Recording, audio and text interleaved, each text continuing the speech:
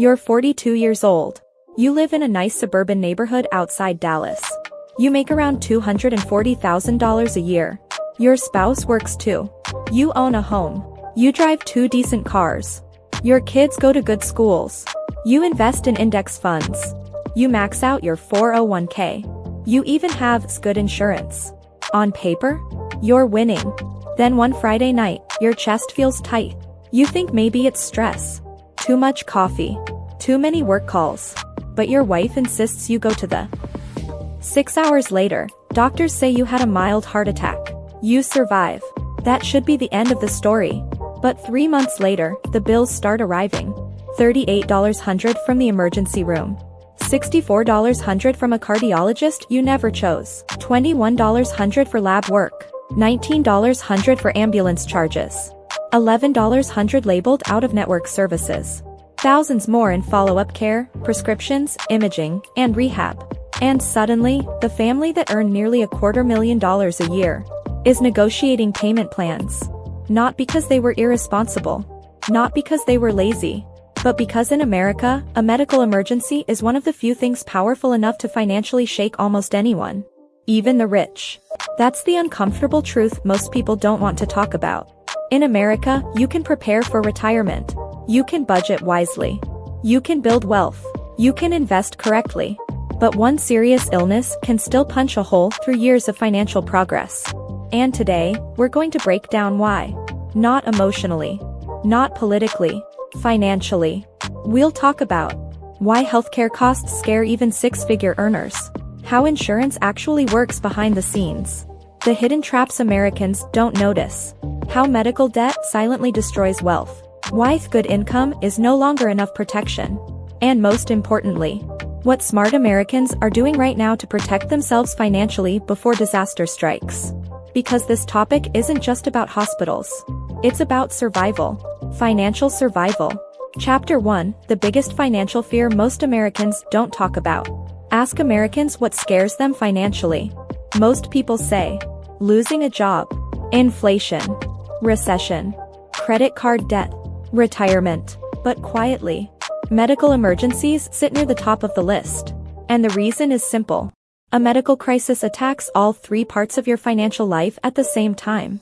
1. It creates massive expenses. Healthcare in America is unbelievably expensive. A single ambulance ride can cost over $1,000. An visit can cost thousands. A surgery? Tens of thousands. Cancer treatment? Potentially hundreds of thousands. Even with insurance. That's what shocks people from other countries.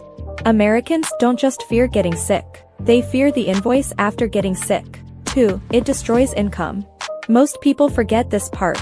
When someone gets seriously ill, they often can't work normally. That means fewer hours, career interruption, lost promotions, missed bonuses, unpaid leave, reduced productivity.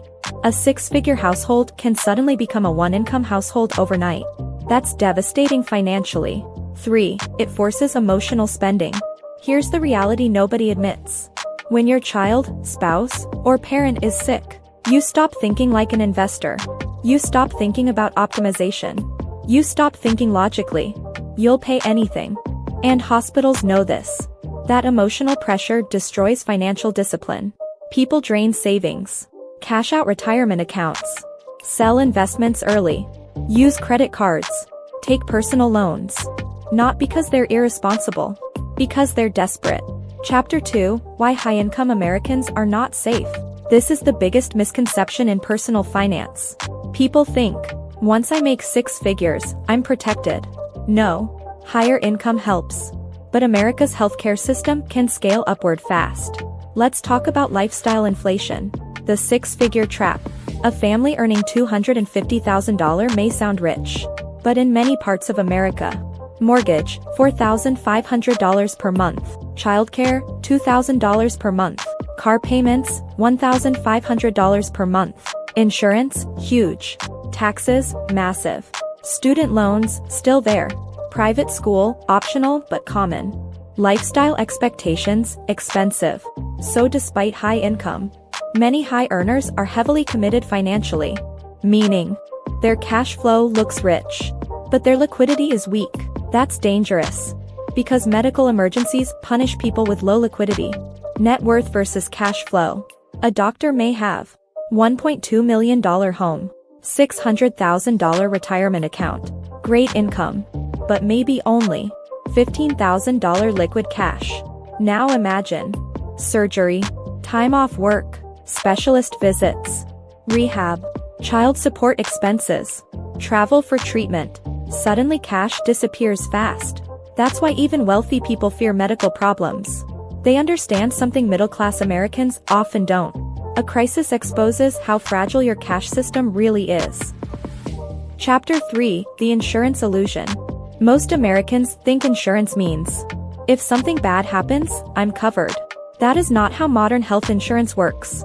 Health insurance is really a cost-sharing system. And many Americans discover this too late.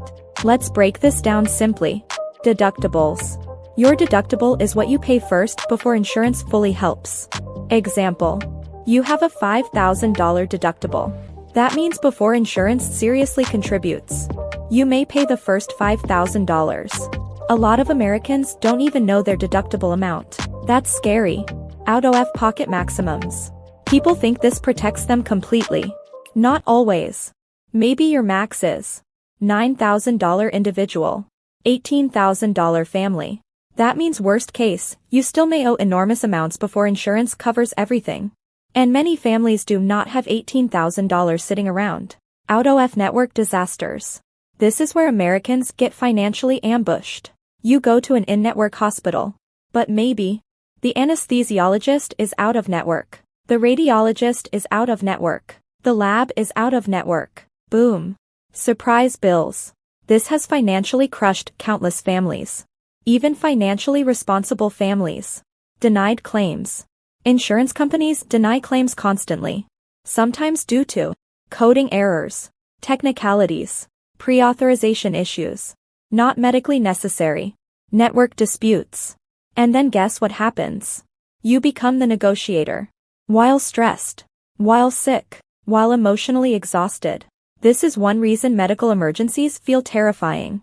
Because people feel financially powerless inside the system. Chapter 4: Why America is Different. Many Americans don't realize how unique the U.S. system is. In many developed countries, healthcare costs are more centralized, negotiated nationally, predictable, simpler. America is different. Prices can vary wildly. One hospital may charge $5,000. Another may charge $55,000 for similar procedures. That unpredictability creates fear. And uncertainty is the enemy of financial planning. Americans fear unknown costs. Here's the key psychological difference. People can plan for mortgage, car payment, utilities. But medical costs? You often don't know the final number until after treatment. Imagine buying a car without knowing the price until months later. That's how American healthcare often feels. And financially? That's terrifying. Chapter 5: Medical Debt, the Silent Wealth Killer. Most people imagine financial collapse comes from gambling, luxury spending, bad investing. But medical debt destroys financially responsible people every year. That's what makes it dangerous. Why medical debt is different. Credit card debt often grows slowly. Medical debt arrives suddenly, like a financial car crash. And when bills arrive during emotional stress, people make poor money decisions. They panic. They ignore bills. They avoid calls. They use high-interest credit cards. And then collections begin. The ripple effect. Medical debt doesn't just hurt one area. It affects everything. Credit score, mortgage approvals, stress levels, relationships, retirement savings, investing consistency, mental health, career performance. A financial emergency becomes a life emergency. Chapter 6: The Biggest Mistake High Earners Make. High earners often focus on investing, tax strategies, real estate, portfolio growth, but they ignore defensive finance. And defensive finance is what keeps wealth alive. Anyone can look rich during good times. Real financial intelligence shows during emergencies. Offense versus defense. Most Americans only learn financial offense. Grow money. Invest money. Earn more. But wealthy people survive because they also master defense, emergency funds, insurance structure, risk management, asset protection, liquidity planning. A medical emergency tests defense, not offense.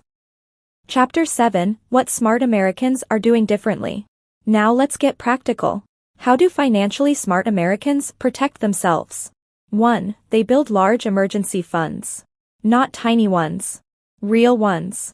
Many financial experts say 3 to 6 months expenses. But honestly, for modern America, especially families, 6 to 12 months is safer. Because medical issues often create both higher expenses, lower income. At the same time, that double hit is brutal. Why cash matters more than investments during crisis. People say, my money is invested. That's good. But during emergencies, liquidity matters more. You don't want to sell investments during a market crash, during stress, during unemployment, during illness. Cash buys emotional stability. That's huge. 2. They understand their insurance. Most Americans never study their health insurance. That's a mistake. You should know. Deductible, out-of-pocket maximum, in-network hospitals, prescription rules, specialist rules, emergency coverage, HSA eligibility. Financially literate people read the boring details. Because boring details save money. 3. They use HSAs like wealth tools. The HSA may be the most underrated account in America. Health savings accounts offer triple tax advantages. Tax-deductible contributions. Tax-free growth. Tax-free medical withdrawals. That's powerful. Wealthy Americans often use HSAs strategically instead of casually spending from them immediately. Many invest HSA money long-term. That creates a medical reserve fund over decades. Chapter 8: Why retirement fears are connected to healthcare. A lot of Americans think retirement planning is about investing. Partly true. But healthcare is actually one of the biggest retirement threats. Why? Because aging increases medical costs. And many retirees underestimate this badly. The retirement math nobody likes. Imagine retiring at 65.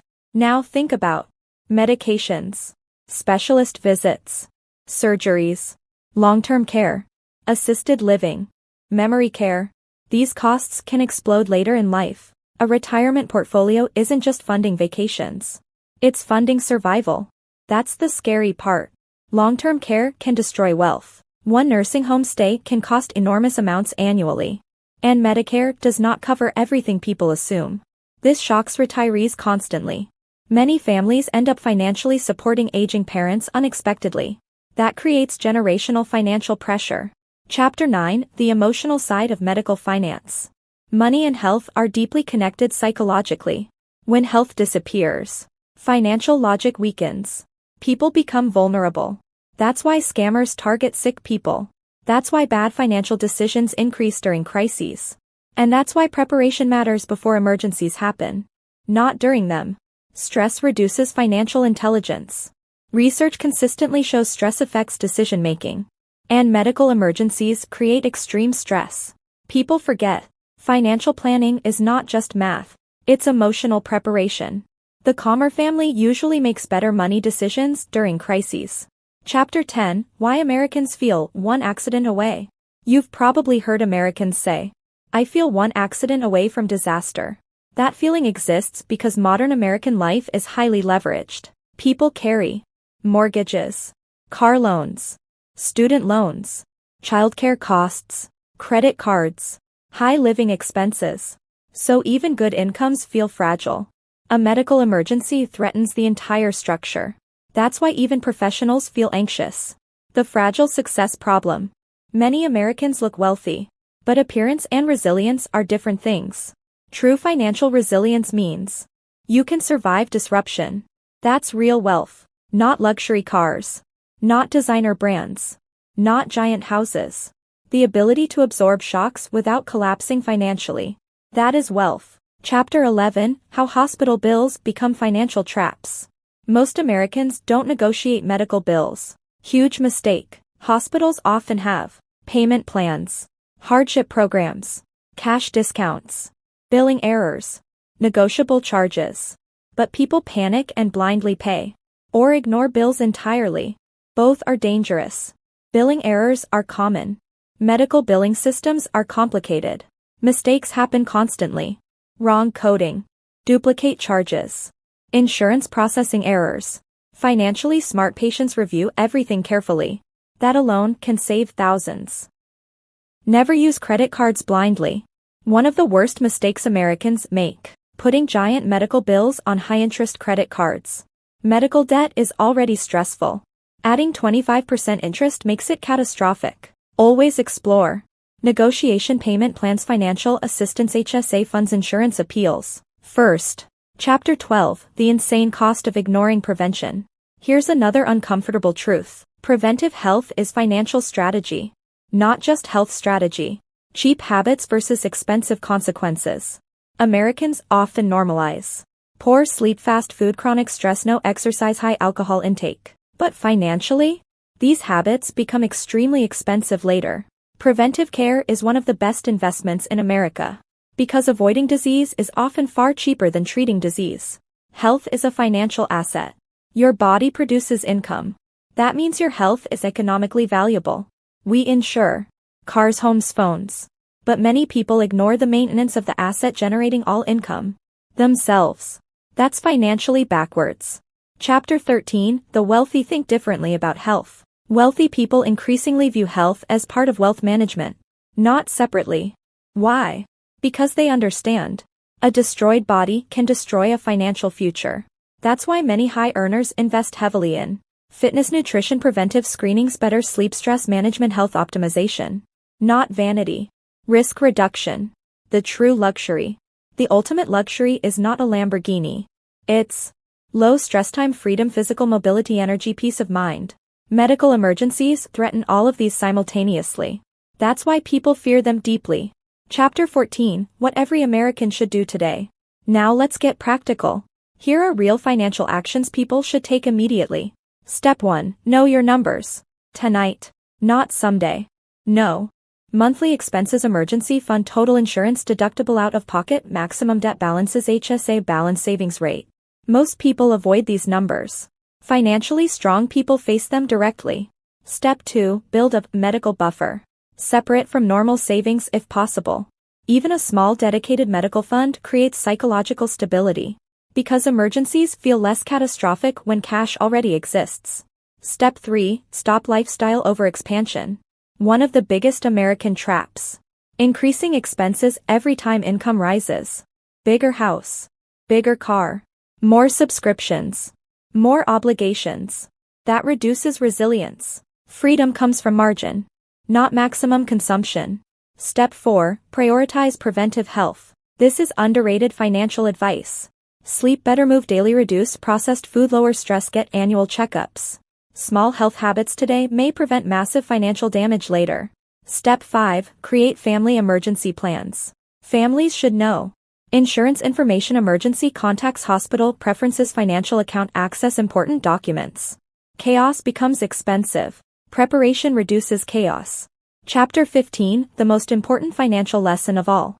Here's the truth most Americans eventually learn. Money is not just about becoming rich.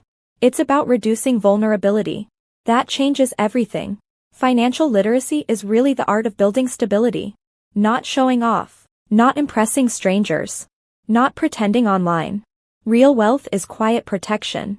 The ability to survive unexpected storms. And medical emergencies are among the biggest storms Americans face. Final message, the real goal of money. A lot of people chase money thinking it will eliminate fear.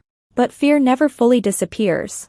What money should do is increase options. More time. Better care. Less panic. Better recovery. Less financial pressure during hard moments. That's the true power of wealth. And if there's one lesson every American should remember, it's this. You are not financially strong because your income is high. You are financially strong when a crisis cannot destroy your future. That's the difference. And in a country where one medical emergency can financially shake even wealthy households, learning how to protect yourself is no longer optional. It's survival.